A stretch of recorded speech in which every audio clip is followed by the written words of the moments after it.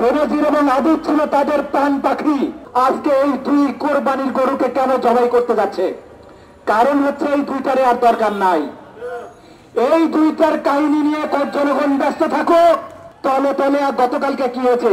কেরোসিনের দাম বাড়ানো হয়েছে, ডিজেলের দাম বাড়ানো হয়েছে, তলে তলে ইন্ডিয়ার সাথে চুক্তি হয়েছে বাংলাদেশের রেল লাইন ব্যবহার করবে, তার জন্য তারা কোনো ট্যাক্স দেবে না।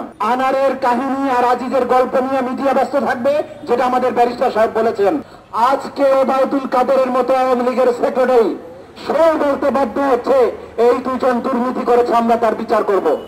একটা ইন্টারেস্টিং কথা এই জাতিকে মনে রাখতে হবে।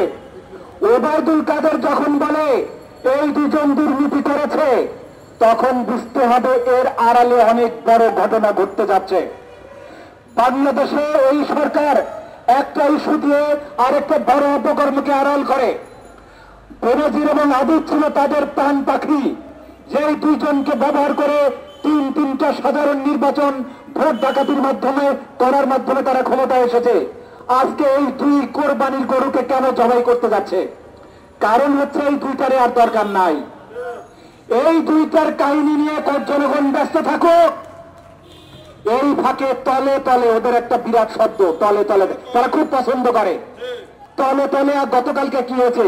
কেরোসিনের দাম বাড়ানো হয়েছে, ডিজেলের দাম বাড়ানো হয়েছে, জিনিসপত্রের দাম বাড়ানো হয়েছে, তলে তলে ইন্ডিয়ার সাথে চুক্তি হয়েছে বাংলাদেশের রেল লাইন ব্যবহার করবে, তার জন্য তারা কোনো ট্যাক্স দেবে না। আমরা বেনজির, আনারের কাহিনী আর আজিজের গল্প নিয়ে মিডিয়া ব্যস্ত থাকবে, যেটা আমাদের ব্যারিস্টার সাহেব বলেছেন। তলে তলে দেখবেন বাংলাদেশটাই সে একসময় বিক্রি করে দিয়েছে। সুতরাং মিডিয়াকে, এই জাতিকে সাবধান থাকতে হবে। এই তিন দুর্বৃত্তের আলোচনা নিয়ে ব্যস্ত থাকলে হবে না।